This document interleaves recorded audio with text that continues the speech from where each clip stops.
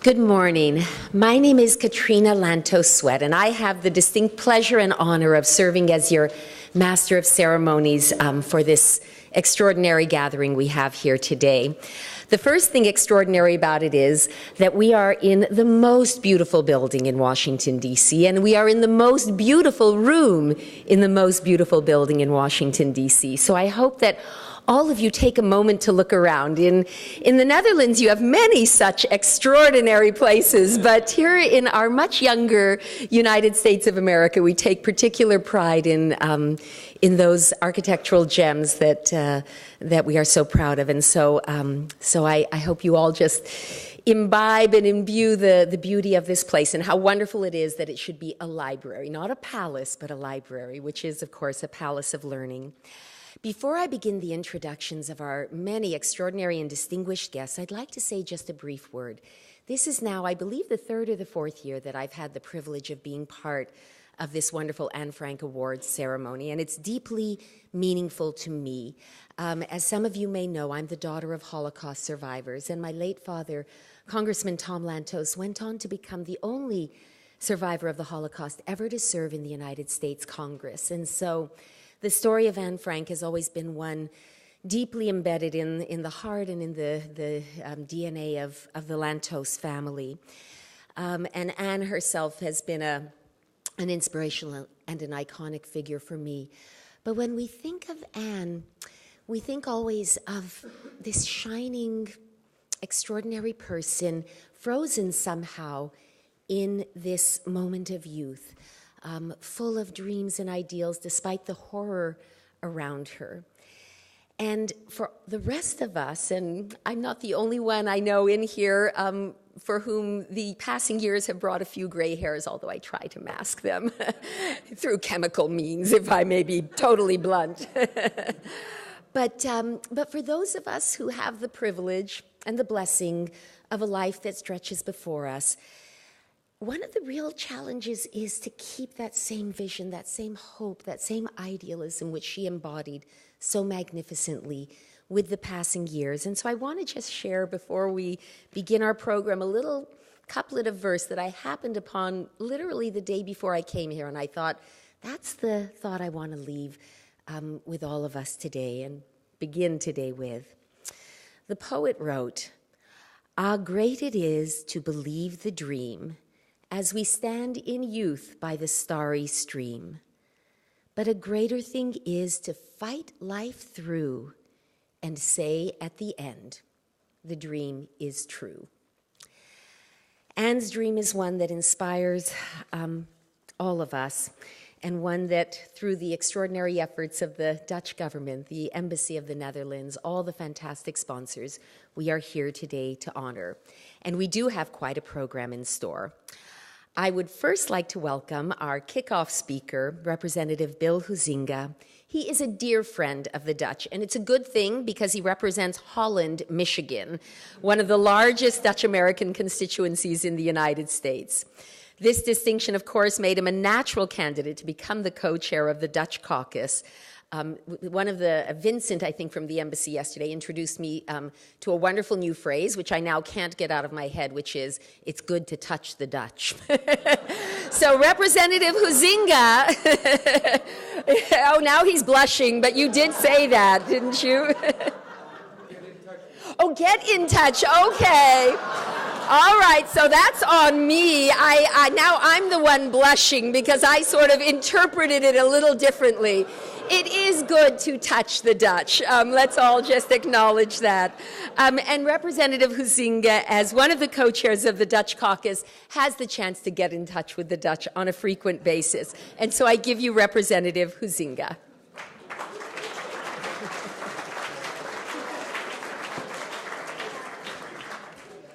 Wow, that could have gone in some directions that I'm not sure any of us would have been comfortable with. So, well, thank you so much. I appreciate being here. Forgive my head cold here. It's 'tis the season, correct? Yes, it is true. I'm a co-chair of the Dutch caucus, and along with my colleague Derek Kilmer, and we're very pleased to do that. I'm delighted to provide a couple of very brief remarks highlighting the efforts of the Dutch caucus and the Netherlands Embassy to celebrate and strengthen the ties surrounding the shared economic, political, and cultural values that Netherlands and the United States have shared for more than 400 years. At this point, I usually inject, my family has actually been in the United States since 1847. We've had a long, rich history of being here in the United States, but also have a very direct connection in with the Dutch immigrant community. My wife, both of her parents immigrated from the Netherlands, from Friesland, to be specific, to our Dutch friends. Yes, so yes, Stifkomf is very apropos.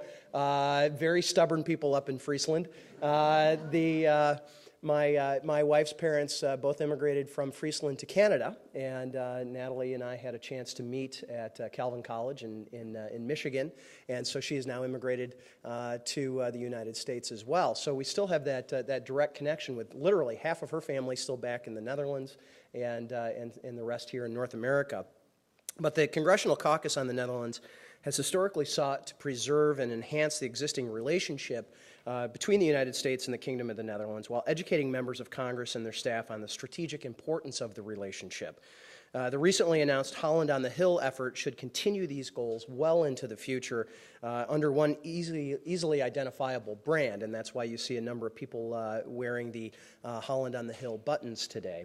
The idea and the intent of that is to provide a medium for meaningful discussion on key issues affecting our bilateral relationship while highlighting Dutch contributions to the United States and to the global community and fostering an understanding and appreciation for the country's shared values and goals celebrating America's Dutch roots.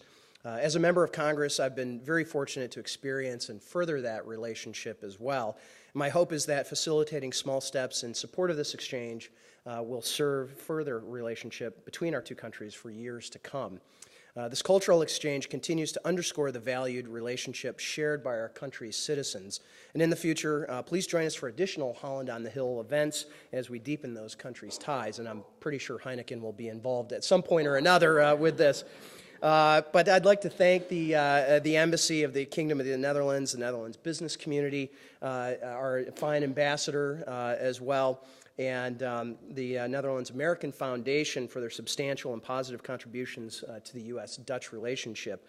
And I'd also like to congratulate our winners today, and the Anne Frank Award recipient of Nick Kristof, and the special recognition to Mrs. Cindy McCain.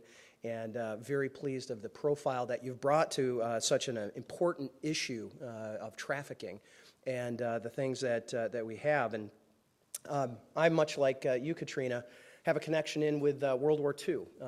Unfortunately, just about 2 weeks ago, I lost my father, who at 94 we kind of skipped a generation. He got a late start in life, but the reason why he got a late start in life is because 2 days before Christmas in 1944, he survived a B-24 bomber crash in Italy. I, much like you, have been reflecting. The world would be certainly the world would be a very different place for us if your father hadn't survived or my father hadn't survived. Or what would the world look like if that grit and determination of those people to survive hadn't come through? And it seems to me that we've got to apply that same grit and determination to those important issues of today. And there's none that's more important than this trafficking one, as we're looking at slavery and trafficking and things that have been happening around the world. And as we try to tackle those things, we can look back to that generation, that grit and determination of an Anne Frank and Mr. Lantos and so many others. So with that, thank you so much for being here, and we look forward to a great morning. Thank you.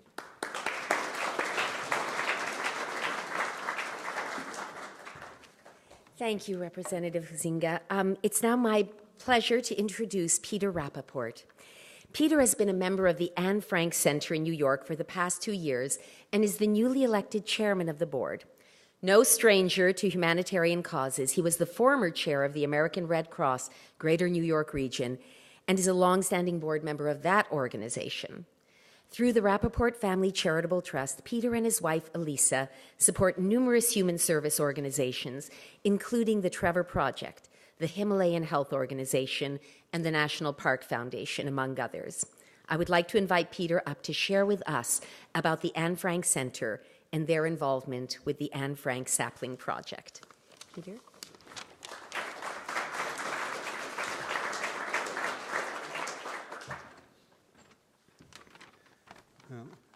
Let me read the part that's important before I go off script, so Rebecca doesn't kill me. I would like to thank the Dutch Embassy and the Congressional Dutch Caucus for organizing this wonderful event. But I do, this is where I go off the script. I do have a problem with you, Mr. Ambassador.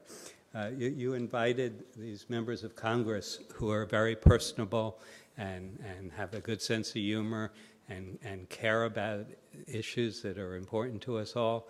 And it really interferes with my image of politicians.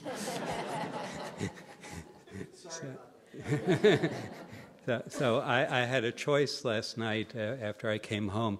I could either change my image of politicians, but given that this is 2016 America, when we don't change our image of anything, that was out of the question. So I had to think of a reason why they're different. And what I came up with was that people are people when they come to Washington. And if they remember why they wanted to come here for issues like the ones we're honoring here, then they can keep their humanity and remain good people. And I thank you for bringing them there. And I thank you all for being such people. The Anne Frank Center is fortunate enough to have received 11 saplings from the original chestnut tree that Anne Frank looked out her window, and it was the only way Anne knew that the seasons were changing, when the leaves changed on that tree. And it was the one thing that was beautiful in her life in that horrible attic that she was stuck in for 2 years. And we tried to promote tolerance and humanity in young children through educational projects. But the saplings are places where children can learn that Anne Frank exists and can spark their curiosity and bring them to our programs. And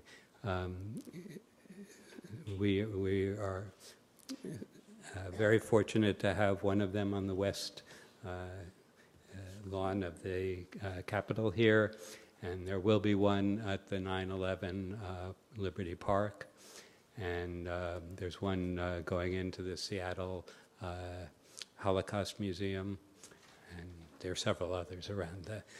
So I was asked to talk about that, but I really wanted to thank the two of you and tell you what an honor it is to be at a ceremony that's giving awards to you, and thank you for all the wonderful work you do.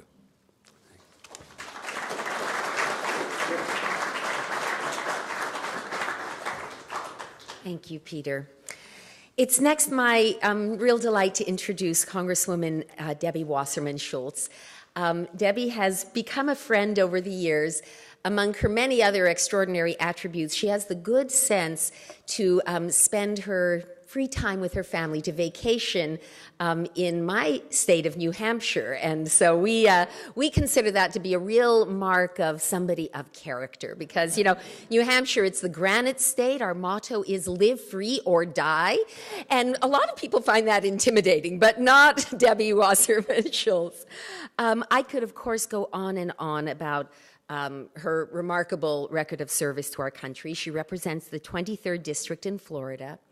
As a Jewish mother of young daughters, Debbie has felt a natural affinity for Anne Frank and was quick to get involved with the Anne Frank Center's Sapling Project. In fact, she became the lead advocate, along with Senator Schumer, in getting the sapling tree planted on the west lawn of the U.S. Capitol, which will be a tribute to those who were involved in it, to the Netherlands and to Anne Frank long after we are all gone. I just love that concept of the way a tree outlives us all and gives its shade and its beauty and its affirmation of life for sometimes centuries. I won't go into all of the details on this long resume, but I want to say one more thing about Debbie, and that is that to me she has something precious of Anne's spirit in her. She too is idealistic and deeply optimistic and determined, whatever the forces arrayed against her, to hold on to her values. So it gives me great pleasure to introduce Debbie Wasserman Schultz.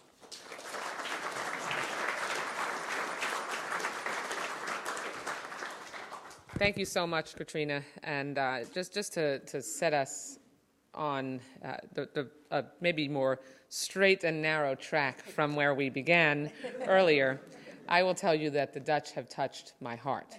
And they have done so, Ambassador, through your nation's commitment to deepening Anne's legacy and the impact that she had as a little girl.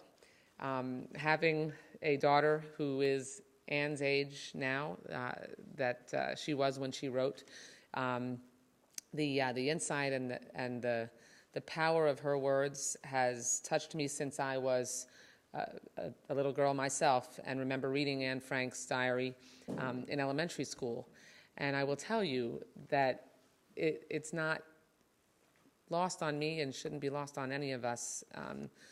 The greatness of the impact that we can have as Americans in using our freedom and our commitment to justice and our commitment to make sure that we can spread that commitment to freedom and justice all across the world, that could take my 12-year-old self, having read Anne Frank's diary and been touched by it, to the United States Congress and having an opportunity to personally help ensure that her legacy continues by having that sapling planted on the grounds of the United States Capitol West Lawn. So sitting here in the members' room at the Library of Congress, I think part of our humanity and remaining humble is moments like this in which you have to take a step back and, as my 16-year-old daughter would say, realize that you're not all that. And and that what you really are is just a humble public servant who, at our core, really just want to help make the world a better place. So it's just, I've gone off script too, sorry, but it's really incredibly special to be able to be here. And I do want to honor not only Katrina, but her father, Tom Lantos, who I had the great privilege of being able to serve with in the U.S. House of Representatives and learn from and be mentored by. And Katrina, I will tell you that of the relationships that I've had in the 11 years I've been in Congress, that one was the most precious. The privilege to serve on the Human Rights Caucus, of which he founded, and I continue that role today, to have had Tom Lantos praise me and tell me that he believed in the work that I was doing, and there's not more meaning that I could have than that. So I just want to share that with you, and I want to now go on script and thank the Dutch Embassy and the Anne Frank Center for ensuring that we are able to continue that legacy. And I don't want to repeat what others have said, but of course, thanks to everyone who has made such an effort to be here, and thank you to Cindy McCain and Nicholas Kristof, who really just, I'm probably going to steal your line from last night. I promise going forward I will credit you, but it's all of our responsibility, not just Nicholas's, to shine a spotlight and to be, what was the way you put it?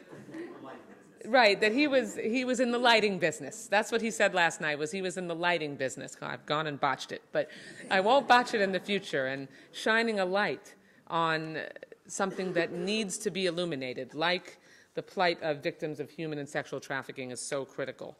And I was so fortunate to be able to play a role and continue to play a role in that fight.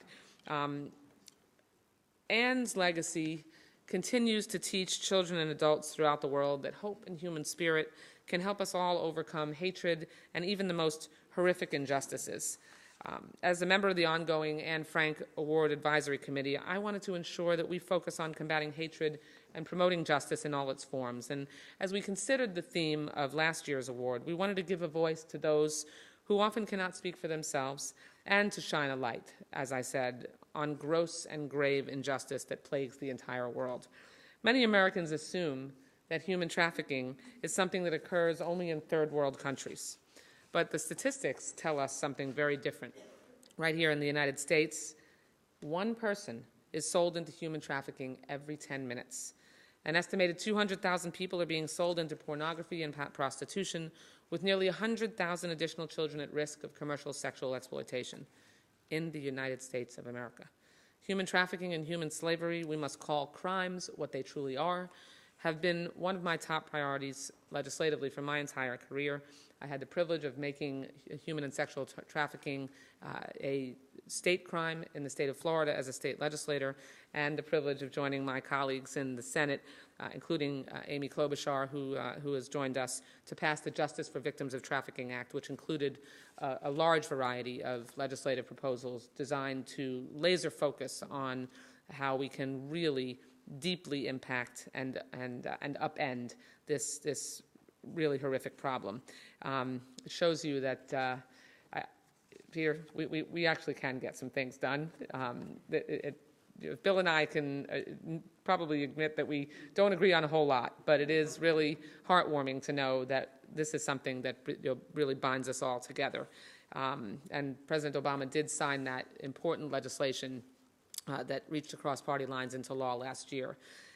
I'm really humbled and honored to share a stage with this remarkable group of people who have dedicated so much of their lives to combating this cancer plaguing our society in modern times, whether as advocates, lawmakers, really most importantly as survivors. We must join forces to lift our voices as one. We must fight to liberate our fellow human beings from the shackles of bondage, because that is what it is, both physical and figurative, that keep them from freedom. Thank you for joining us this morning. It's a privilege to be with you.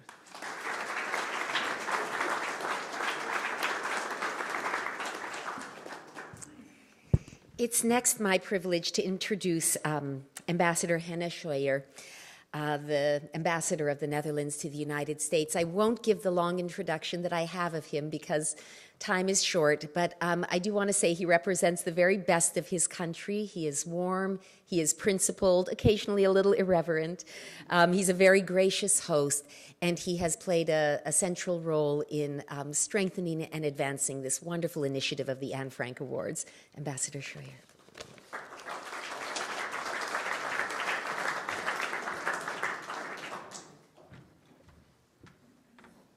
Thank you very much, and thank you very much all for coming.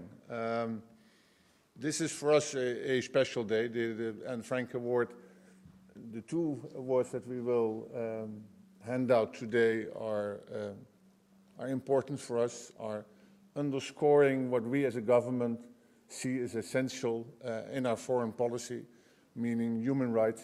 And it's important to keep alive the memory of a small girl, a teenager who wrote a diary, and a diary that still resonates with all of us, and a diary that the Anne Frank Society has built on by not only talking about the incredible horror of the Shoah, but also talking about that we still in this world have a lot of other injustices to battle.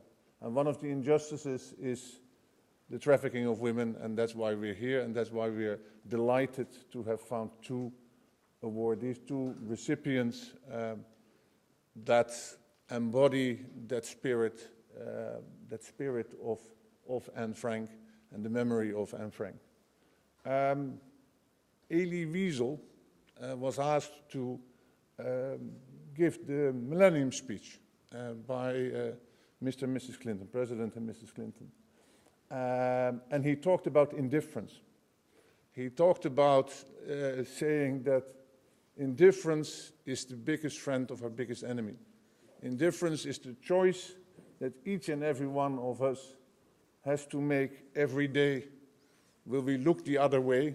Will we cross the street in order not to confront something that might be happening and I don't want to confront? It is a choice that we make as individuals. It's a choice that is made on a higher level, even on a government level. We are not going to interfere.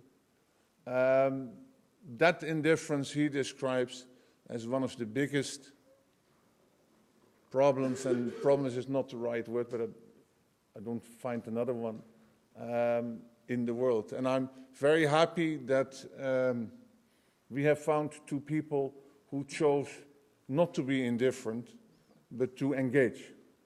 And to say, we see a problem and we are willing to engage in combating that problem and dedicating our work, our life, using the station that we have, either being a well-known, renowned journalist with the New York Times, being a politician, a wife of a politician, with having a place both here in Arizona and in Washington. We're going to use our station to fight and not be indifferent and be engaged. It is a little bit like the famous lines of your famous poet, Robert Frost. Two roads diverge in the wood, and I chose the one less traveled by, and that has made all the difference. That is your life. You made the difference. You made the difference not only to a lot of women you have helped, and women maybe you have saved. You have also made the difference to all of us to show us that next to the indifference, there's a life of engagement. And I hope that in the spirit of Anne Frank, in the spirit of you, we will all choose that life of engagement and not be indifferent. Thank you very much.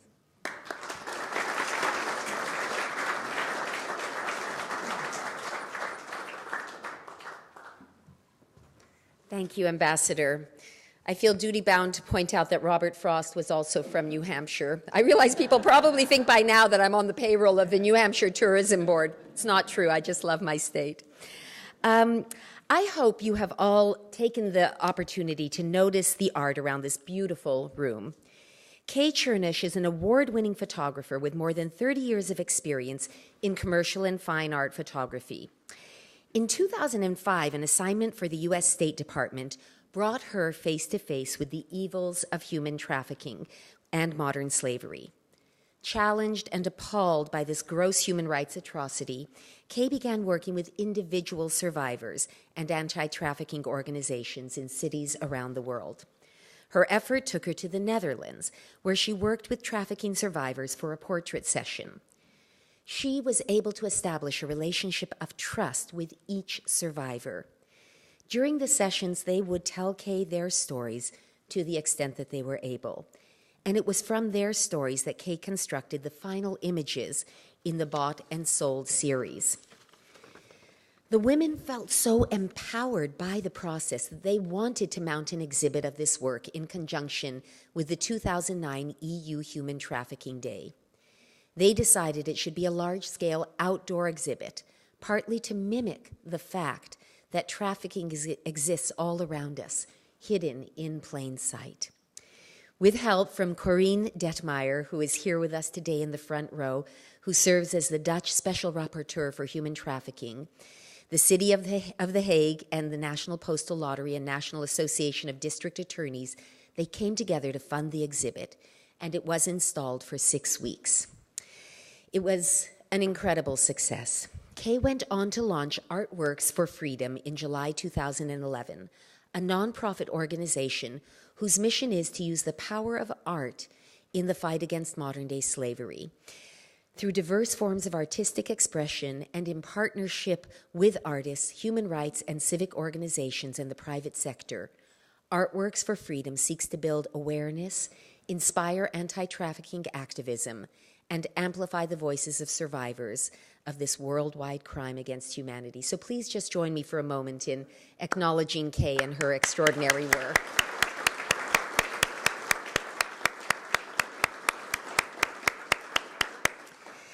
Certainly one of the most important ways in which music and the artistic expression we find in music can amplify the deepest desires of our heart is through music. And IGNACIO ALCOVER, a cellist and composer born in Barcelona, who has collaborated with Kay Chernush and Christopher Morgan to co-create On Plain Sight. It is a mixed media piece on human trafficking, which was presented at the Strathmore Hall in 2012. As founder and artistic director of Musica Aperta, a mixed music theater media group, IGNACIO ALCOVER has performed throughout the United States as well as in Europe and the Far East. In the spring of 2015, IGNACIO and Musica Aperta created and produced The Interior Castle, a show based on St. Teresa of Avila to mark the 500th anniversary of her birth, and took it on a national U.S. tour. Mr. Alcover has been the recipient of grants from the Fundación Juan March and the Fulbright Commission.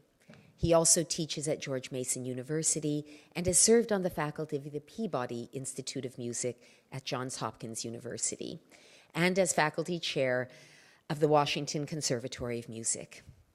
He was awarded the La Cruz de Oficial de la Orden de Isabel la Católica, wow, by King Juan Carlos I of Spain.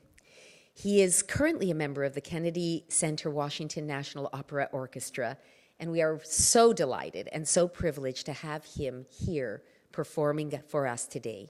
He will now perform a piece entitled Watching the Tide.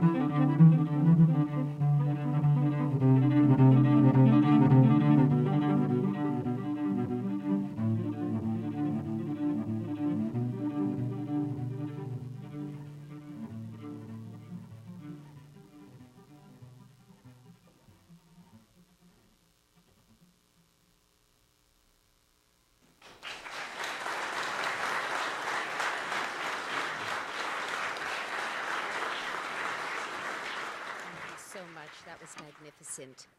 I'd now like to invite our honorees, Cindy McCain, Nicholas Kristof, and Ambassador Scheuer, to come and take your seats up here on the stage as we move forward with the program.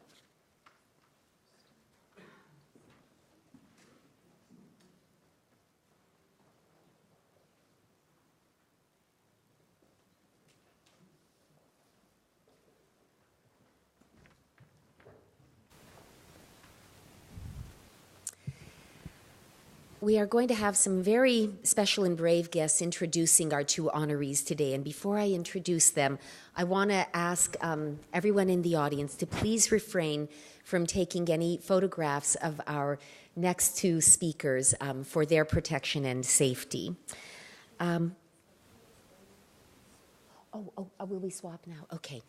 We are going to somewhat change the order of the program because we have two distinguished members of the United States Senate here with us who are going to be introducing Cindy McCain. And so do you want to go straight to that part of the program?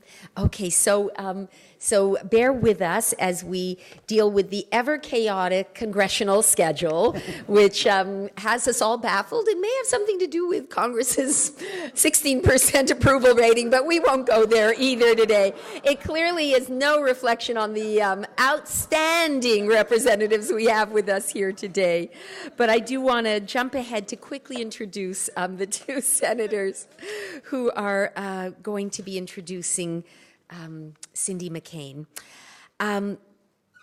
Senator Klobuchar and Senator Heitkamp are respectively the first female senator elected from Minnesota and the first female senator elected from North Dakota. It's really not that surprising that this dynamic duo of very bright legal minds, one ran the largest prosecutor's office in Minnesota, the other was Attorney General, were drawn to each other. Both senators believe in working across the aisle and putting partisanship aside, and that is probably why they are having a huge impact on a range of policies, and certainly not shying away from some tough issues, including human trafficking, an issue which unfortunately transcends state boundaries. When to Senator Klobuchar it became clear that changes needed to be made to human trafficking laws while as a prosecutor, her office attempted to prosecute sex rings. Often the victims would recant their stories, saying they were scared of their pimp. Following efforts to raise awareness in her home state, Minnesota adopted a safe harbor law, ensuring that minor victims of sex trafficking are treated as such and not as criminals. Senator Klobuchar went on to sponsor major bipartisan legislation with Republican Senator John Cornyn to fight trafficking and help victims, and it was signed into law by President Obama last May. The Justice for Victims of Trafficking Act includes Senator Klobuchar's bill to help ensure that minors sold for sex are treated as victims, not criminals. That provision was modeled after Minnesota's safe harbor law. Meanwhile, Senator Heitkamp has been focused on advancing federal legislation to combat modern-day slavery while raising awareness of human trafficking, especially in her state of North Dakota, where an oil boom has led to a major increase in sex and human trafficking. Senator Heitkamp has put a particular focus on addressing trafficking in Indian country in her state and throughout the country. In addition to sex trafficking, the potential for labor trafficking, particularly in the areas of her state where workers are in high demand, requires constant attention as well. Because of these mutual issues, both Senators Klobuchar and Heitkamp have worked hard to advance legislation that would push all states to adopt safe harbor laws. As a result of their tireless work to elevate the importance of these issues, many states, including North Dakota, are now moving to adopt safe harbor laws on their own. In addition, both senators continue to support federal legislation aimed at increasing penalties for traffickers, providing more services to domestic sex trafficking victims, and providing funding for runaway and homeless youth programs. And both would like to see funding invested for training of law enforcement, victim services, and to other vulnerable populations. And so it is really no surprise that this dynamic duo became a like-minded trio when they met and subsequently discovered a ready partner in Mrs. Cindy Hensley McCain. So I'd like to invite them both to join us up here. Thank you.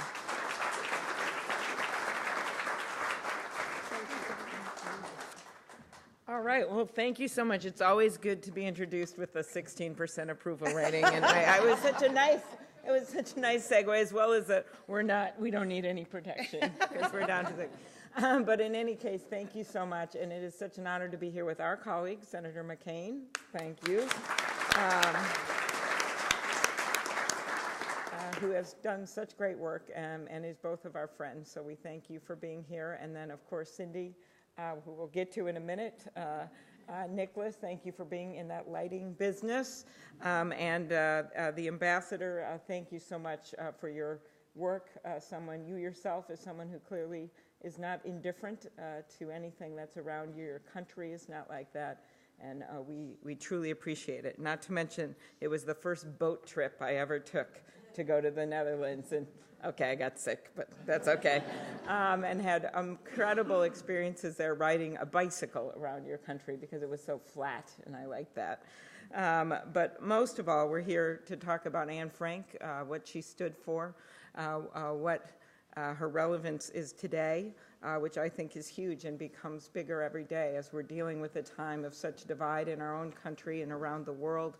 And we think of the meaning of Anne Frank, and that despite everything that happened to her and her untimely death, the fact that she looked for what was good, that she looked for peace, and that she tried her best in the circumstances that she was given. And that's a little bit about what Cindy McCain has done. She could do so many things with her life, as was noted last night, and has done many things. But she chose to take on an issue that was probably an issue that no one even wants to talk about. It's not fun to talk about in a cocktail party. It's not easy to explain what goes on with trafficking. But Cindy took it on. And we're kind of going to go back and forth here a little. But I will say, as Heidi takes over for a minute, that Heidi and I have gotten to be better friends, even though we have a river that divides us and are two of the most beautiful states to visit in the winter. We welcome all of you. It really was our trip with Cindy that brought us together more than any. And we loved that the three of us in Mexico with our completely three different hair colors. That was good. And also John McCain's last words to me as I literally left the Senate, he said, "Don't get my wife kidnapped," okay? It was beyond that. It was a memorable trip, and I'll let Heidi talk a little bit about that, and then we'll come back to me. You know, I was thinking last night as the ambassador so graciously introduced Cindy and said, you know, she had a choice. And I thought about that, and I thought, if you know Cindy, you know she didn't have a choice. She saw those eyes, and she knew she had no choice. And her voice was questioning and quiet to begin with. You know, as we found out in Mexico, Cindy usually stands back, watches, and then she simply asks one simple question. What's going on here? What's happening here?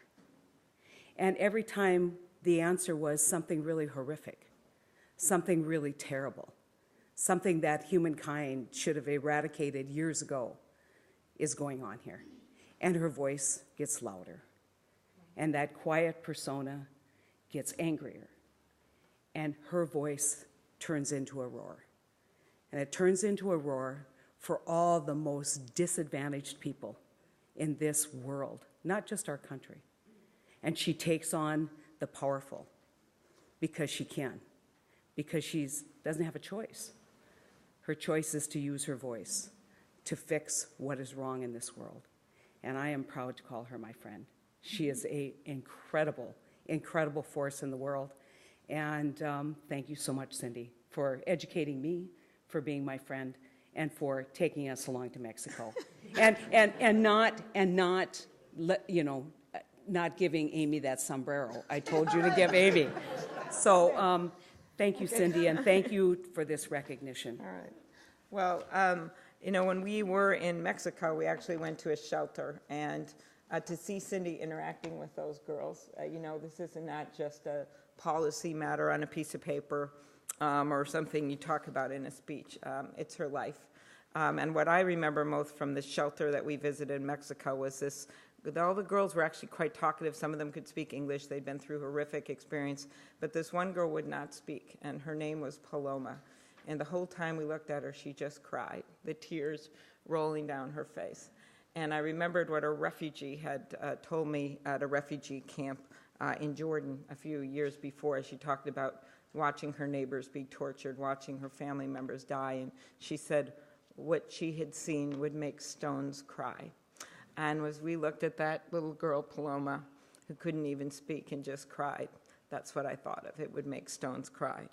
And the thing about Cindy is that's not enough for her. She's going to do something about that little girl. And I have seen her take on everything from the NFL. Okay, that's not easy. Backpage. She'll just take on any fight that's in front of her to fight for people that she literally has never even met sometimes. And to me, she has been an angel for these people. She's giving these young girls and boys the wings to fly. So just like Anne Frank has done for so many people that she never knew she would touch. So thank you so much, Cindy. We love working with you, and we know there's even better things to come. Thank you. Thank you.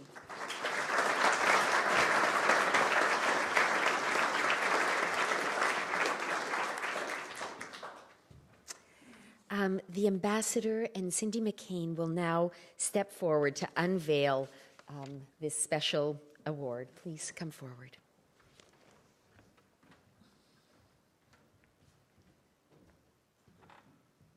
Let's do this together.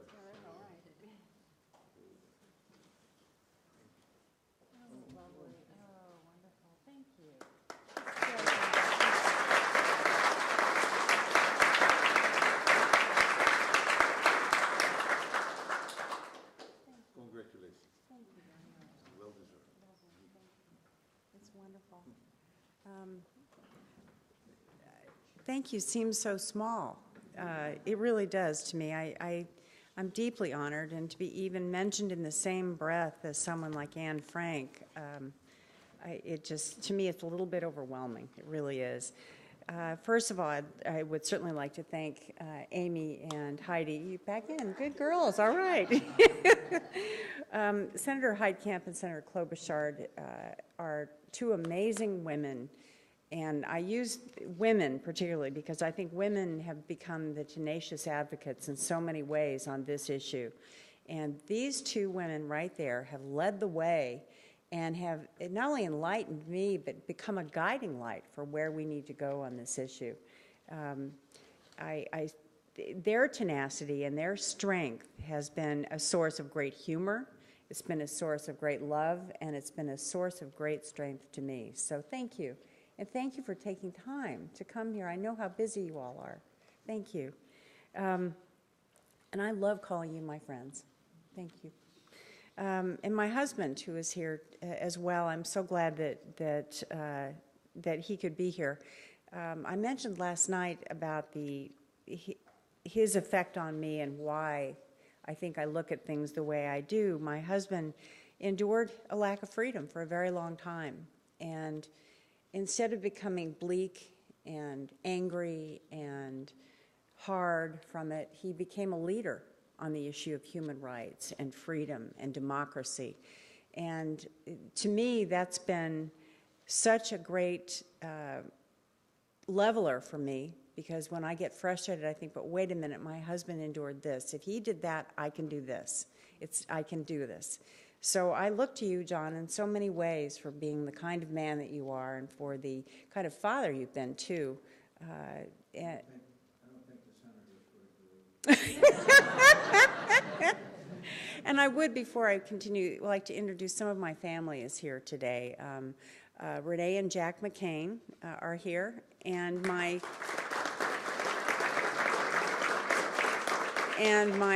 soon-to-be daughter-in-law in 5 weeks, Holly Ross, is here as well. I'm particularly honored to be able to share this stage with Nick Kristof. His commitment to the importance of elevating the topic of human trafficking to combat it is really what makes him a unique voice in this arena. I love the saying about you're in the lighting business.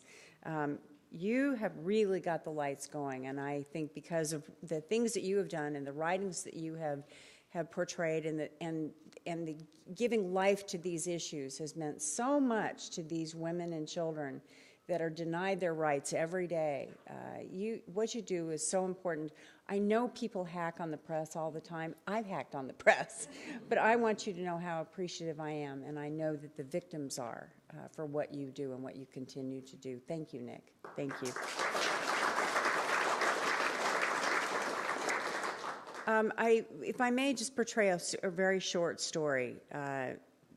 I was, and many of you have heard it, but I think it's poignant for today. I was in Calcutta, India, and this is a number of years ago now. Our daughter, who was from Bangladesh, was about 3 years old at the time. And I had finished doing what we were doing. We were doing some things that were dealing with issues of women and children. And like all good wives, I went and go shopping. I wanted to buy some sari material for my daughter. And so I was in a little kiosk, and any of you who have traveled in countries like this, you know it's bustling outside, and there's dust, and there's smoke, and the smells, and the people, and everything. It's just a teeming mass of humanity. And so I'm in the shop watching this go on outside on the streets and things, and I'm about to pay, and I can hear this kind of rumbling, something coming from the floorboards of the kiosk that I was in. I looked at the shop owner and I said, you know, what's that? What's that? And he goes, oh, it's my family. My family lives down below the floorboards. Very plausible. I could believe that in any situation, particularly in a place like India. So I didn't think anything of it, paid him, and I had some other people with me, and we were kind of all finishing everything. When I looked down, and there were some wider slats in the floorboards that you could kind of see through. And what I saw were bunches of little eyes looking up at me. It was too many to be his children. I mean, I'm talking maybe 20, 30 little sets of eyes that I could see. And it dawned on me that these were all little girls, and they were all down there, and they were trying to get my attention. They were making noise, and the kiosk owner was clearly a little bit concerned. Well, I didn't do anything. I walked out the door of that kiosk, got on my airplane, flew back to my nice home in Phoenix, Arizona with my loving family, and left them and didn't do anything. It's not that those children haunt me. Those children educated me. I began my experience, my education on this issue at that point, and this is a long time ago. We're in a perfect storm right now. We are now talking about this issue. It's become part of our language, our everyday language. It is so important that we continue to do this, and that's where I view my role in all of this. We talk numbers. I hate numbers on this issue because none of them are accurate. Right now, the estimates are above 300,000 in the United States alone, young girls, young women that are being trafficked. I personally think it's much greater than that. Our indicators coming out of ASU and other places are telling us it's more than that. It doesn't matter.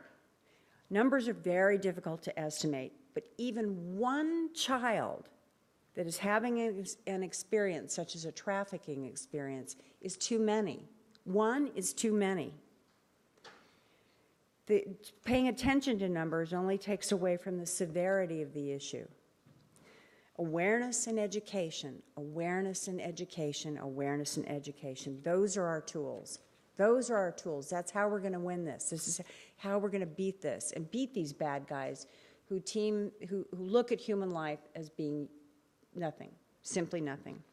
The importance of advocacy and education starting in elementary schools is key to this. It's key. And yet we're still having a great deal of problems trying to get elementary schools to not only listen to us, but allow us in the schools. And by us, I mean it's the collective us. Education of all of our citizens, not just our first responders, our medical personnel, the people that are key on site when things occur within the United States, but everybody. You can be an advocate. You can do something. You've seen this. It's all around you. You've seen it in an airport. You've seen it in a restaurant. You've seen it in a mall. You just didn't know what you were looking at. You didn't know what you were looking at. So I view part of what we do is helping you look with different eyes and listen with different ears to this issue. I'm very proud of my home state because we have truly become a community. We are working together. We work together in task force. We work together as community leaders. We work together as neighborhoods now on this issue. It's very unique. It's a state that actually decided that this was not going to happen anymore within our borders. Traffickers now think twice before coming into Arizona. It doesn't mean we've stopped them all, but they do know that if they get caught in Arizona, they're going to go to jail for a very, very long time. I'm certain that with the leadership of people here today, all of our federal leaders and all of you who have taken such an interest in making this world a better place, the traffickers will begin to work in other places and go other ways. Traffickers prey on anyone they feel is vulnerable and will fall to their lies and coercion. I've worked with such organizations as Thorn, who are strongly involved in reaching these predators in the deepest, darkest corners of the dark web, as well as trying to unravel the complicated nests of organized crime that is driving this epidemic. But it is also essential that we clean up and change our foster care systems. Too many children are falling through the cracks right into the waiting arms of these predators. It is time that we address customers head on. Customers head on. Now, you want to see a bunch of men in a room like the NFL run for the doors, you bring up customers to them. We're not pegging all sports figures or anything. That's not what this is about. But they are leaders. These sports figures and other people that are in the limelight, that do represent a guiding light to children in many ways, need to be a part of this conversation. So our goal now is, of course, to not only to include them, but to encourage them to come out and talk to each other. I can scream all I want. The little blonde lady in the corner will yell and scream. But when it's men to men, it's a whole different deal. So that is where we're working. The McCain Institute is working very strongly on that particular issue. We need to address these customers for exactly what they are. They are child abusers. They're child abusers. They need to be treated as such and charged as such when they're caught. And lastly, the inclusion of survivors' voices in this issue is imperative to combating and understanding the issue. My goal is to simply and completely remove the word prostitute as it applies to a child.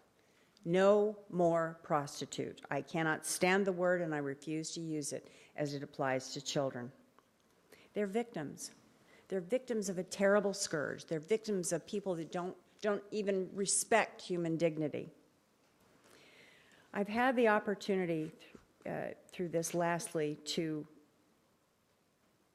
get to know some people and to be totally humbled by not only their message, but who they are as a person, their dignity, their kindness, their thoughtfulness.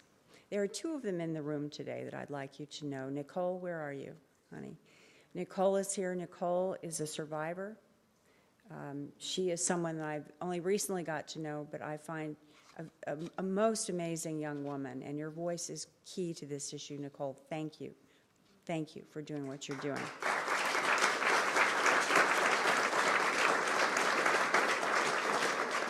And someone that I've worked with, I should say I've worked for her in the state of Arizona on this issue. Someone that when I first met, I thought, I could never do what she has done. I couldn't do it. I don't think I'm strong enough. I don't think I have enough ability or mental stamina to do this. Carolyn Jones is a very good friend of mine. We worked together on this issue in Arizona, and she now sits on our Human Trafficking Council in Arizona. Her voice is what singularly brought this to the forefront, in my opinion, in the state of Arizona. Carolyn, I love you. I respect you. I am so glad you were here today, that you would take the time to be with me. Would you mind standing up? Carolyn.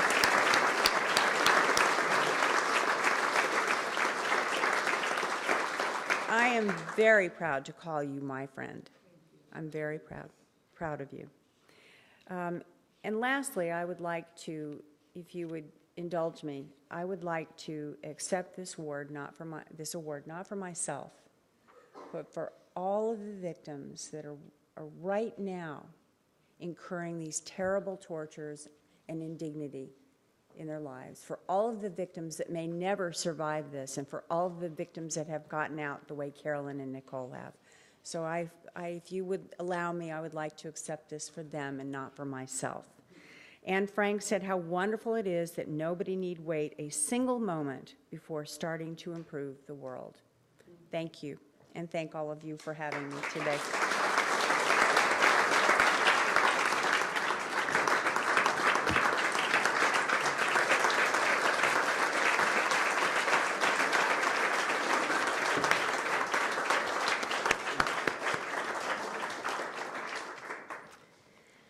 Wow. Thank you so much, Cindy. That was extraordinary. I'm going to take a small point of privilege and follow your example. I'd like to also introduce my family member who is here with me today. I'm very proud to have my husband, Ambassador Richard Swett, here, and he led an initiative when he was U.S. Ambassador to Denmark to combat trafficking in that country, so I'm very glad that he can be here with me today.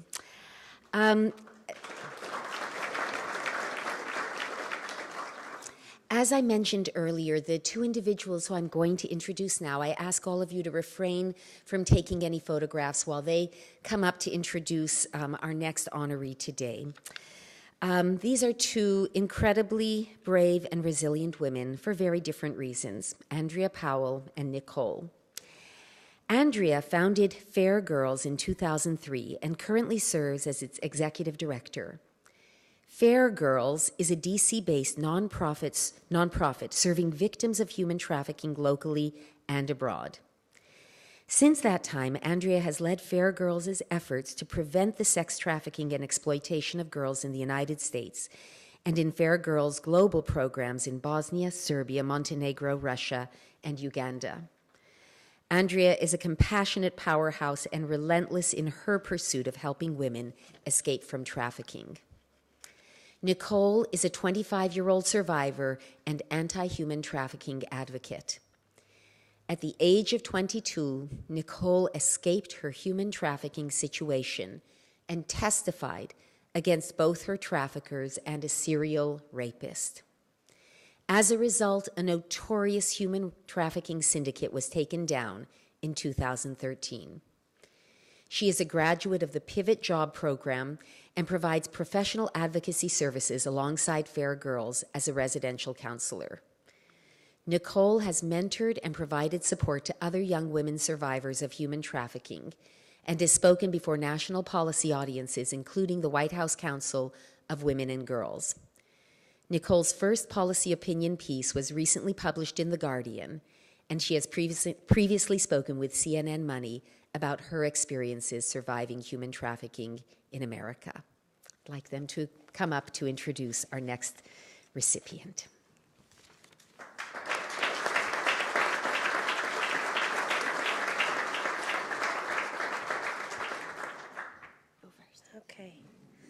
Okay, I'm not good at this. Hello. My name is Nicole, and I'm a survivor of sex trafficking in the United States.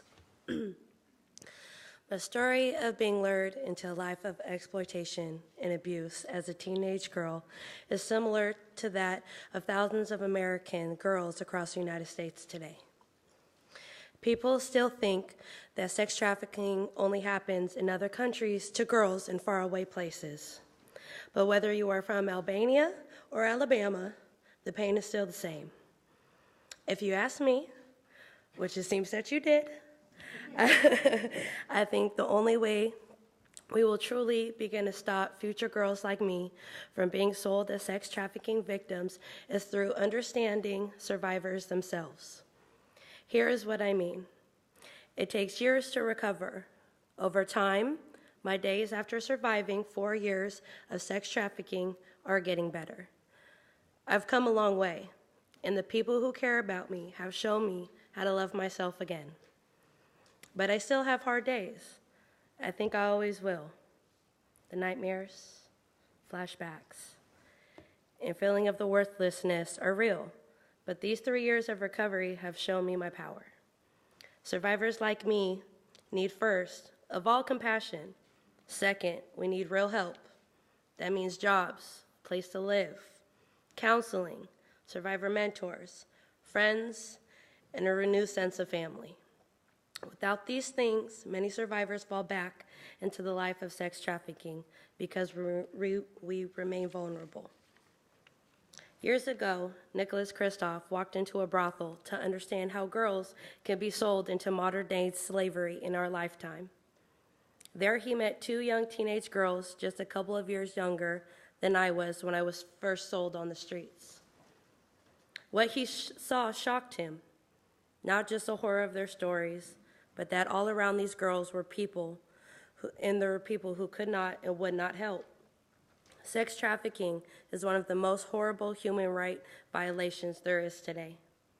Nicholas Kristof isn't just a journalist. He is an advocate, ally, and true thought leader on a crime that affects millions of girls like me around the globe. I have seen in the past few years since joining Fair Girls that the tide of public knowledge about sex trafficking is shifting. Mr. Kristof is a part of this positive change in a big way. This is why, as a survivor, I cannot think of anyone more deserving the Anne Frank Award presented by the Embassy of the Netherlands. Thank you.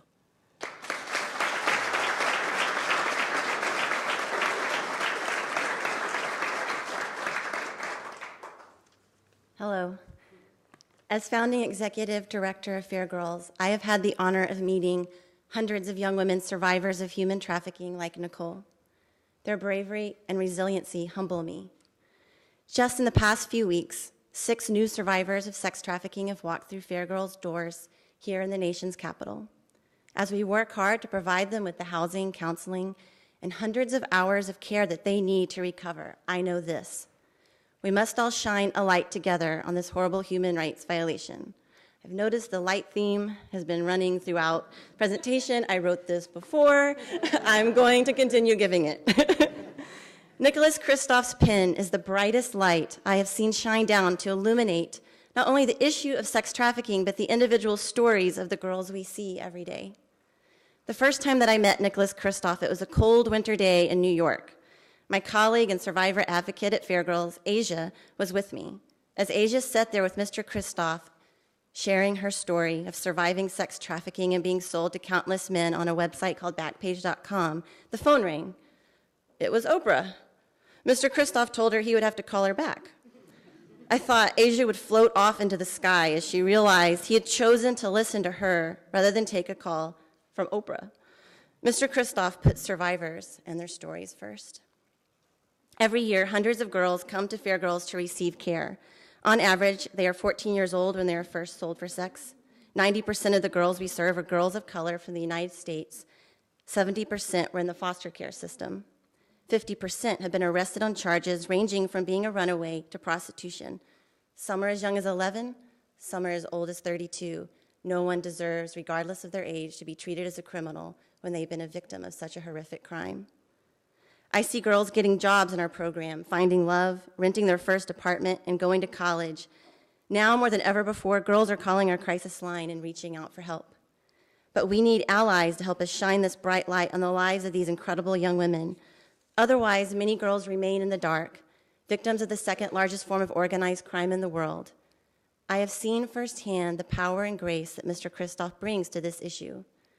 A few months after first meeting Nicholas Kristof, I was at work late one night. I was searching online on this website, Backpage.com, that keeps coming up, where girls like Nicole are bought and sold for sex often 10 times a night. That night, I found an ad of a teenage girl in a yellow dress. The ad read, "Bottom slave, degrade me at any price." After searching for hours, I wrote to Mr. Kristof. He spent hours searching that ad online, trying to call this young girl, and truly becoming more than a journalist. He was my partner that night. Maybe it is because he is a father, but I think it's because, like Anne Frank, he knows we all have a responsibility to demonstrate and embody the good in humanity. Nicole and I would like to extend our heartfelt congratulations to Nicholas Kristof for receiving a truly deserving award, the Anne Frank Award, presented by the Embassy in the Netherlands. As a young girl, Anne Frank inspired me to do the work that I do today. Now, these years later, Mr. Kristof, you inspire the public with your honest and compassionate words, helping thousands of girls become free. Congratulations.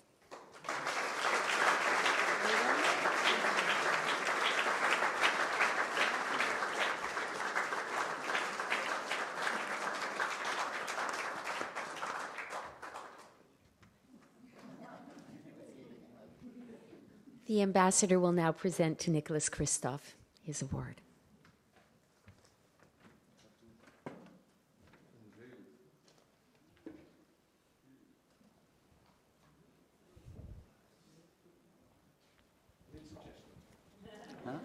Oh,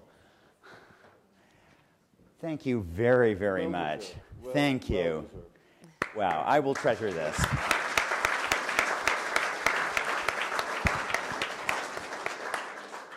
And as I grow old, I need my glasses to figure out what it says. Thank you very, very much. I'm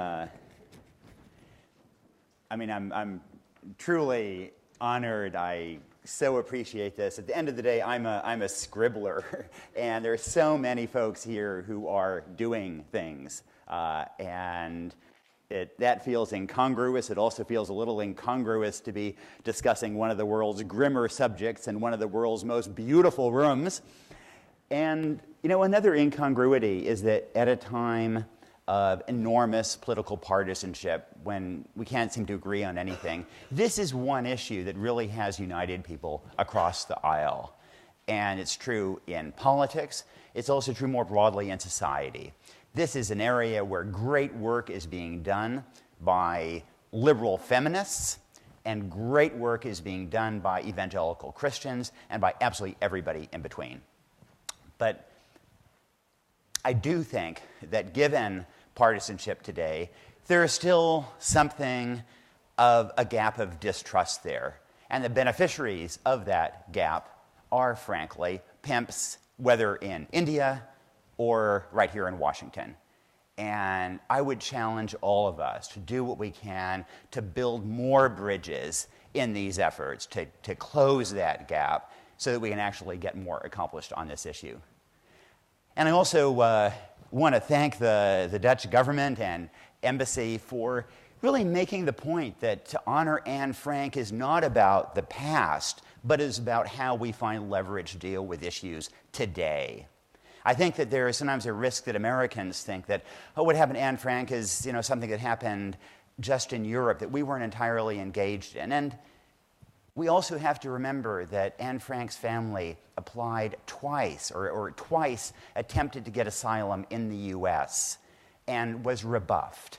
We blew it 75 years ago. And today's Anne Frank is not a girl in Holland. Today's Anne Frank is a Yazidi girl in ISIS territory in Syria. Today's Anne Frank is a South Sudanese girl hiding from her government in the swamps. And today's Anne Frank is a girl who is being sold on Backpage right here in Washington. And those are the Anne Franks that we have to apply that legacy to try to do what we can so that we don't repeat that mistake of 75 years ago.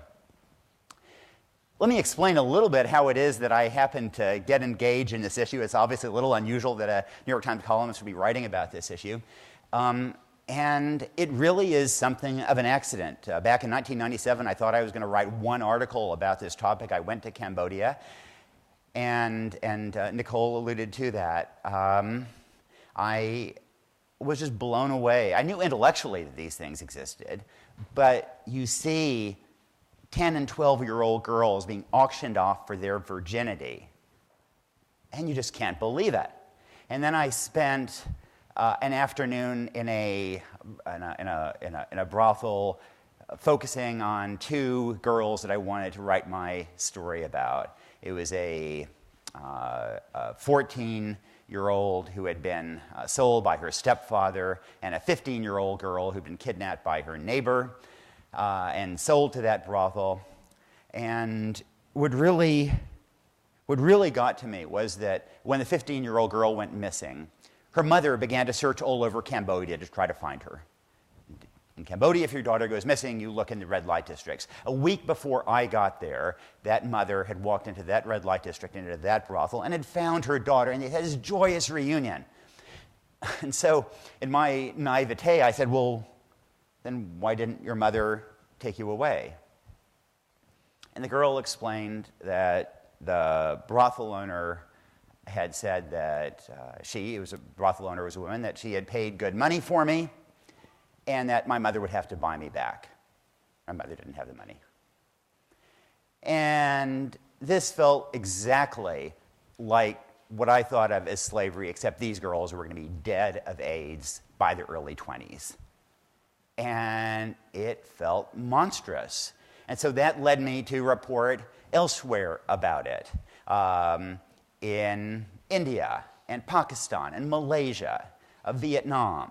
And everywhere you go, the story is so similar. In 2004, I raised a lot of eyebrows in the journalistic community by buying 2 girls from separate brothels. And what really hit me then was that when I bought these girls, one for $150, the other for just over $200, I got receipts. I got written receipts. You buy a human being in the 21st century and you get a receipt as if you're buying getting title to a car.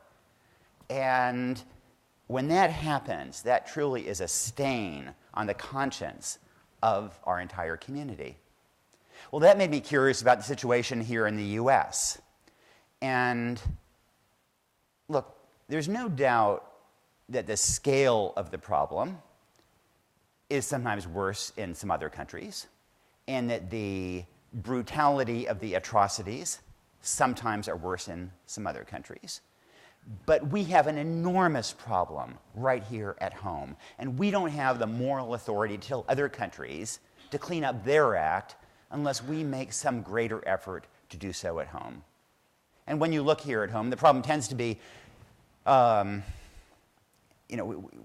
it can be invisible, but when you look, it's right there. One of the first people I came across was a girl in Brooklyn, a teenage girl, who for about 2 days, she thought the pimp was her boyfriend, and then he began selling her. She tried to escape. He pushed her down a flight of stairs. She was terrified of him. He was taking her from building to building, waiting in the car outside. And so one time even though she was terrified, she was hurting so much that as he waited outside, she went in the building, and instead of knocking on the apartment that she was supposed to knock on, she randomly went and pounded on the door of another apartment. The surprised apartment owner opened the door. She begged to use the phone and called her mom, and that was her exit. I came across a young woman who had been sold initially at the age of 12. And over the course of her time, she was arrested 157 times by police, and her pimp never. That is a failure of all of us. I think as a journalist, I was struck by how much we criticized the Catholic Church and Penn State for averting their eyes from abuse, and rightly so. But we, as a country, I think, are in the exact same position. We know this goes on, and we avert our eyes, and in some ways that makes us accomplices to it. The obstacle, in part, I think, is that we think this is inevitable. People think this is unfortunate, but they remember in some bad side of town seeing a teenage girl dressed inappropriately, becking at vehicles, and nobody was holding a gun to her head, and think, well, it's too bad, but that's just the way it is. And that is such a misunderstanding of what is going on, of the complexities of what is going on. To think that a pimp is a business partner of those girls is a complete misunderstanding of that dynamic. Complete misunderstanding. And too often, I think the consequence of that is that we resign ourselves to the problem. And in fact, we have a lot of different countries that are taking a lot of different approaches, and we're getting a much better sense of what policies work, what would help. And Cindy talked about a number of them. And I would add to them that I think maybe the low-hanging fruit is to go after something Cindy also said, the demand side. You know, on any given day in the US, somewhere around 300,000 men will buy sex. All the numbers are incredibly unreliable, but that's sort of the back of the envelope calculation. Of those 300,000 men, essentially no one will be arrested. There is almost no risk. If there were some very, very modest risk, then I think there would be a lot fewer men buying sex. And that would be, you know, if there's less demand, then there would be a lot fewer traffickers. The basic problem is that if you're a trafficker, you can make more money at less risk than you can, you know, stealing cars or motorcycles or doing any other kind of criminal behavior. And that can change. We can change those incentives. I mentioned that the story of these two girls in Cambodia who I'd purchased. And, you know, the after story is interesting. So I took them back to their families, worked out with an NGO to help them start new lives, find new jobs. One of them, things worked out pretty well. The other one, a few days after I'd reunited her with her family, she was so happy. They were so happy. They thought she was dead. A few days later, I got a call from my translator that she had run away from her family, run back to the brothel. She turned out to be addicted to methamphetamines, which the brothel may well have encouraged that addiction as a way of controlling her. And the only way of her getting that was from the brothel. A couple more times we worked with this NGO to try to help her start over. She desperately wanted to, and each time that craving just was overwhelming, and she went back. And I met with her regularly since then on visits there, and we talked about it, and I thought she was going to end up just dying in that brothel of AIDS. But then partly because of international pressure, including the TIPS report in this country, partly because of the work of NGOs, partly because Cambodia became embarrassed about what was going on, there began to be some pressure from the top down on this industry. And the result of this was not that traffickers were arrested or the brothels were closed down, but the police began to demand more in bribes. And this woman who was running that brothel, that trafficker, she was a profit-maximizing businesswoman. She could make a little bit more money kidnapping girls and selling them than she could doing something else. As the amount of the bribe she had to pay went up, this was no longer a competitive business model. She closed the brothel and turned it into a grocery store. Now, this is not an ideal outcome. There's no justice for all the bad things she did, but at the end of the day, she's not kidnapping those girls anymore. And if that can happen in Poi Phet, Cambodia, that can happen anywhere.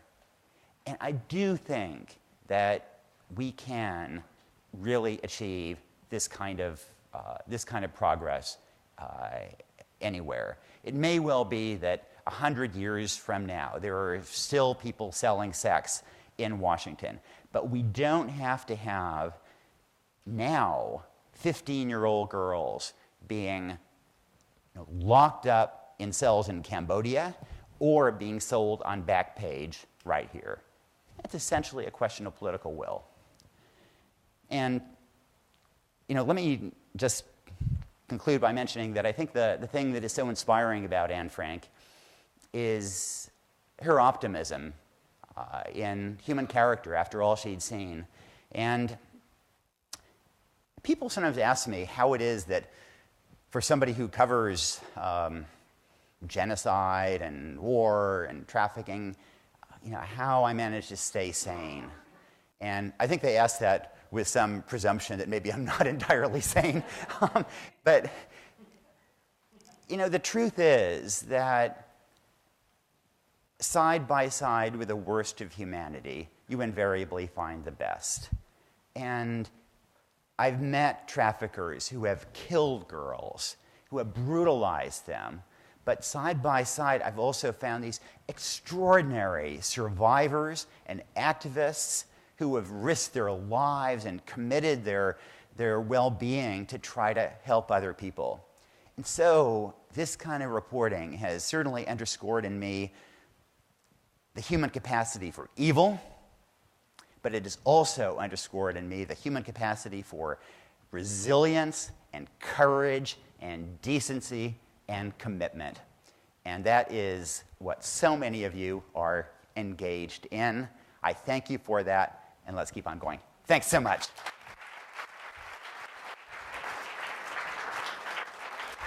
Thanks. Thank you.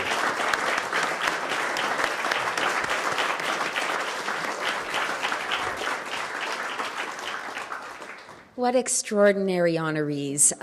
In the years that I've been participating in the San Frank Awards event, this is, I think, the highlight for me. It's truly been extraordinary. I guess, like me, you probably are experiencing feelings of uplift and humor and joy with tears right below the surface, because we are dealing with truly a heartbreaking issue, but it is deeply encouraging and inspiring to see how many superb people are confronting it.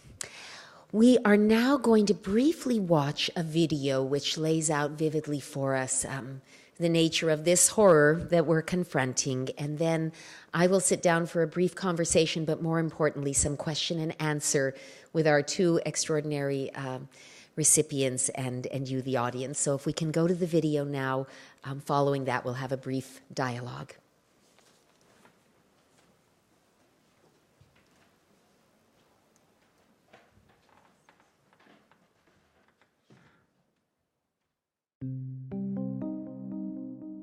Most of us, when we hear the term sex trafficking, we think it's something that happens out there.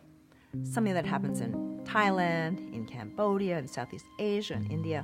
Sex trafficking is taking place in the United States and not just abroad.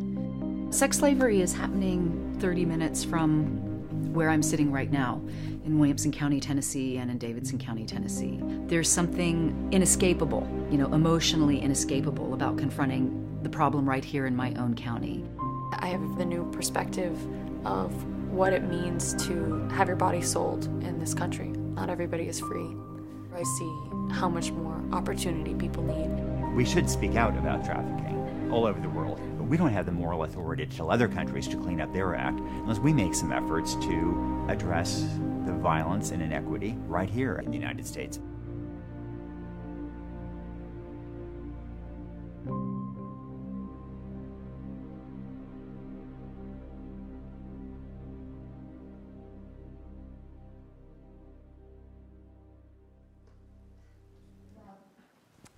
I want to begin by again thanking you both for truly the extraordinary work that you're doing. And as the mother myself of 4 daughters and 2 granddaughters, there comes that moment when you cross over from it being abstract and suddenly you can't help but put the faces of those you love in that place. So I think the first thing I'd like to throw out to both of you, Cindy, you talked about awareness in education, You've both spoken about individuals needing to reach that place where they don't look away, where they don't shrug their shoulders, where they don't quickly default to that excuse, well, bad choices, this is consensual or whatever it may be. How do we inculcate in ourselves, in our fellow citizens in our communities, that awareness? How do we educate, and where do we find the moral determination to be not bystanders but upstanders and interveners in this? Go ahead. You want to go first? Go ahead. I think that there are 2 lessons from social psychology that apply to how we build empathy in the public, and they apply not just to sex trafficking, but to so much of the humanitarian agenda.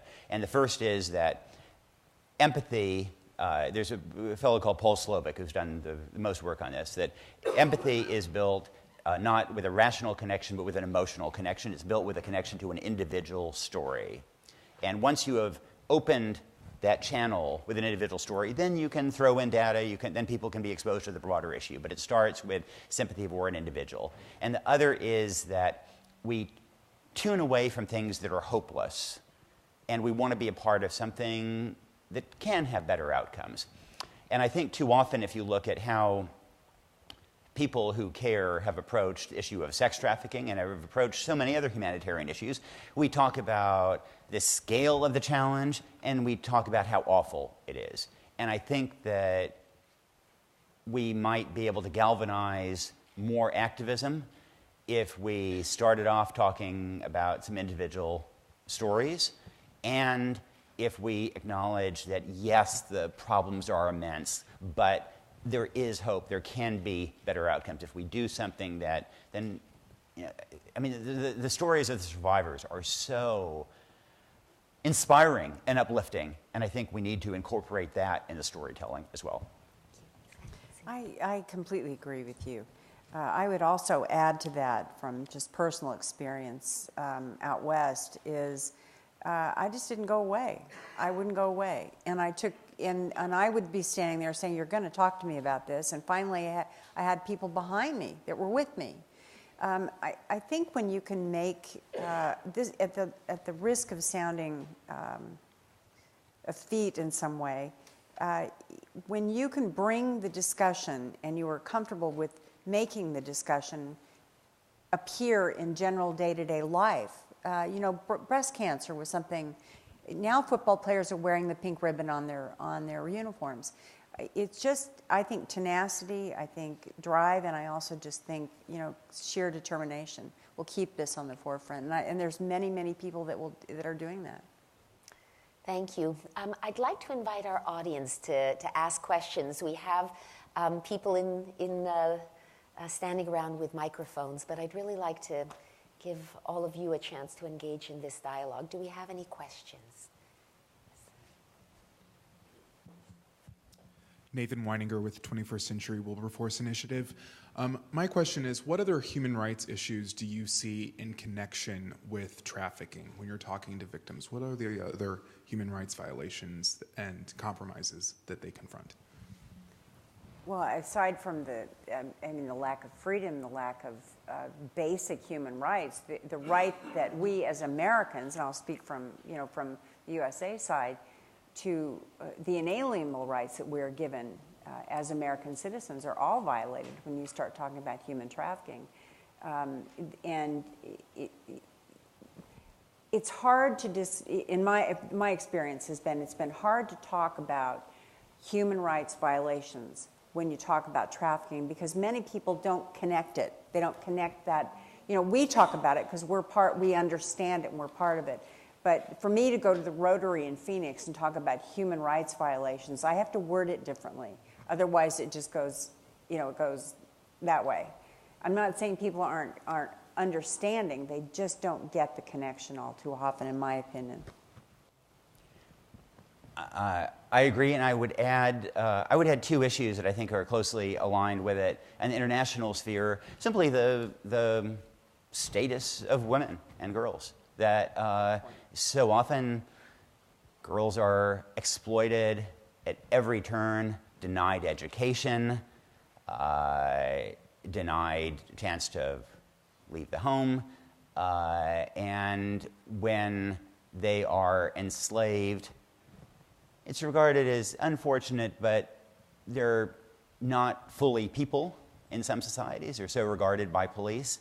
And I think that's, that those broader issues of gender equity are factor into it. Here in this country, I think there's a lot of discussion about gender in the country, but often they are focused on middle-class issues that are important, but it's board representation or equal pay or inappropriate touching. And all these are important issues, and I'm totally behind them. But I don't think that in that conversation we adequately discuss the issue of trafficking and also the issue of domestic violence. And both of those are hard to talk about, and because they're hard to talk about, they tend not to be addressed. Well, and an issue out west, too, when we began what we were doing out west, I deliberately excluded labor trafficking for this reason. It was muddled with the immigration fight. And our attempt, of course, and what we were trying to do is make sure that we could at least get this on the table and in the legislature and get something rolling with it. But I couldn't, the hot potato was labor, and labor is a huge part of this. But I couldn't talk about it because the immigration discussion and fight out west is a mess. I mean, it is a complete mess. So that's a whole other part of this. We're going to have to learn how to deliberately explain it in a way that people understand that we're not talking about immigration. Thank you. Yes, over here. Hi, my name's Megan. I'm with the Polaris Project. My organization has had the real privilege and honor of working with both of you over the years, so I'm really pleased to be here. Thank you. And thank you, Mrs. McCain, for bringing up labor trafficking in particular. To both of you, I'm actually curious what's next. Mrs. McCain, you brought up a little bit about athletics. I'd be curious to hear more about it, what you're thinking on labor. And Mr. Kristof, I have not. I'm curious where you're going next with your columns. On this issue, of course. I'll tell you from my standpoint, and it was briefly touched on earlier, but one of my main focuses is Backpage and organizations like Backpage. I'm tired of hearing people say, well, you know, it's freedom of speech. This is not freedom of speech. This has nothing to do with freedom of speech. And I, as a human being and a woman, resent the fact that somehow they would say, well, you know, they're free to do whatever they want because it's a publication. It's not a publication. They're selling women. So I know Backpage knows I'm after them, but in case any of you are doubting that, that's my next, for what the McCain Institute is focusing on, because it is an international issue too. Backpage is worldwide now. Sorry, I always have to get that in. Makes me feel better. I'm totally with you on Backpage, and you know that's another example where I think people used to be kind of resigned to the idea, well, it's too bad, it's inevitable, and then, you know, last summer there was this huge stride where credit card companies stopped processing payments, and that was revolutionary. And it's just too bad it hadn't happened 5 years earlier. And there are other steps we can continue to take. One of the things that I'm probably going to be doing more of that is not strictly trafficking, but generally sort of about addressing inequity in the U.S. It's the importance of early childhood interventions. I think there's abundant evidence that some of the most effective ways to improve opportunity for people involve helping at-risk moms and at-risk kids at the dawn of life. We have time for one more question. Hi, Ben Skinner. I know both John and Cindy well. Hi. Very specific question, sticking with Cambodia for a second. I wonder if, and this is particularly directed towards Nick, although Cindy, I'd welcome your comments as well. If you've seen the International Justice Mission report that said child sex trafficking is basically to zero. And first of all, a comment, I think if that's true, Nick, you deserve a lot of the credit. I think there's broader socioeconomic factors, but certainly raising the alarm as you did in the late 90s made a big difference. But two, I don't want to presuppose an answer to this. Do you think it's true? And three, what lessons can be derived for other developing countries? Thanks. I don't know whether, in fact, it's zero, but there's no doubt that there has been tremendous progress in Cambodia, and especially on young people.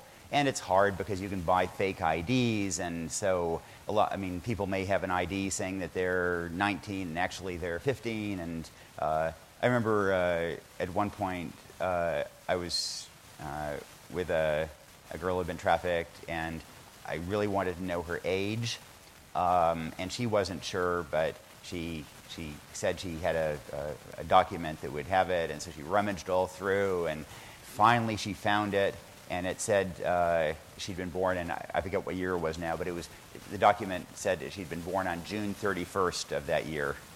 And, it's not funny. Sorry. Right.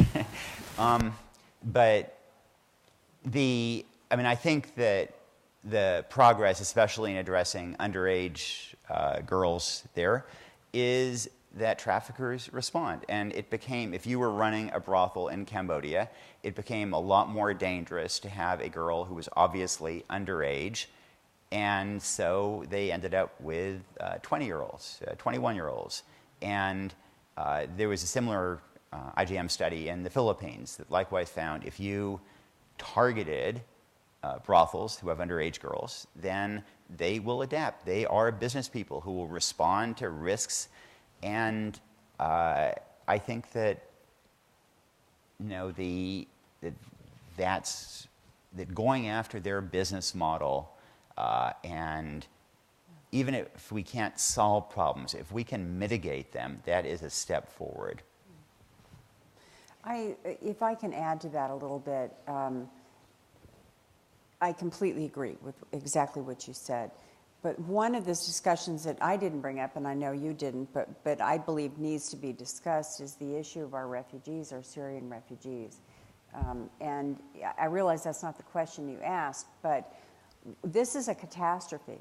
This is a catastrophe bar none when we're talking just from a humanitarian standpoint, but from a trafficking standpoint. These people are vulnerable, and these children that are unaccompanied coming across the waters from Turkey to Greece, they're trafficked. I mean, and they're winding up in Europe trafficked.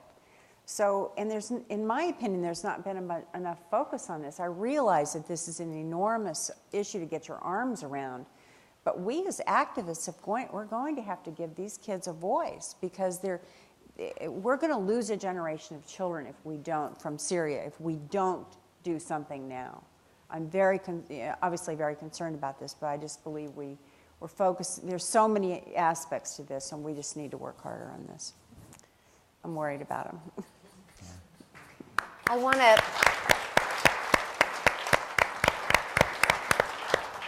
want to thank you all for your excellent questions, for your wonderful answers, and for this opportunity for dialogue. We are sadly nearing the end of this really meaningful 2 hours we have spent together. Before we close, we will be blessed to hear one more beautiful piece of music from IGNACIO ALCOVER. As I think we each sit and reflect on our personal responsibilities, I hope at the end of the day that the thing most of all that you take from this gathering is your personal duty and responsibility. That you do not walk out of this beautiful room today saying, that was nice, that was interesting, that was enjoyable. I hope you walk out a little uncomfortable, a little disquieted, a little prompted to think and reflect on how you will be changed by what you heard today, and how you will then move to change the world around you. So we will now hear from IGNACIO ALCOVER, his piece entitled Lesbos, and then I'd like to invite Representative Derek Kilmer, co-chair of the Dutch caucus, to come up and make our concluding remarks.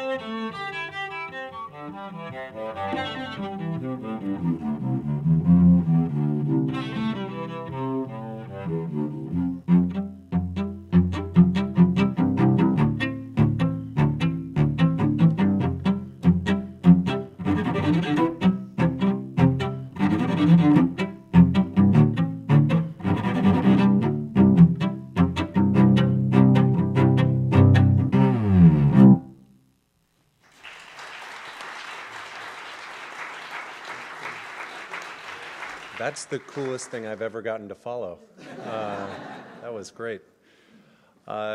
Ambassador and honored guests, it's hard to hear these stories, to read the news and to read Mr. Kristof's columns that detail the scourge of human trafficking, and it offends every sensibility in our bodies.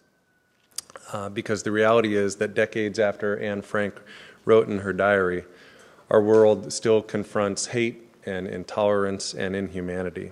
But as we reflect on the stories that alarm us and outrage us, I consider the words of Anne Frank, who wrote, "I don't think of all the misery, but of all the beauty that still remains."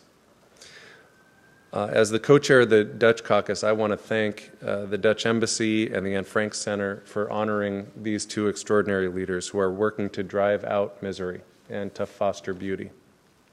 Cindy McCain and Nicholas Kristof are tireless champions of human rights, and their work reminds us that no matter who you are, no matter where you come from, each of us has fundamental rights. Rights that need to be protected, rights that each and every one of us has an obligation to work for. Mr. Kristof said that Anne Frank isn't about the past.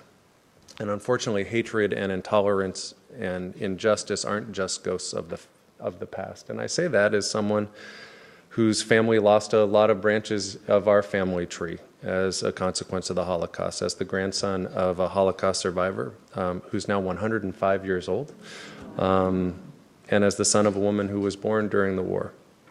But my grandmother's alive today, not just because of extraordinary genes, but because the people in the Netherlands took her in, and because a world stood up to hatred.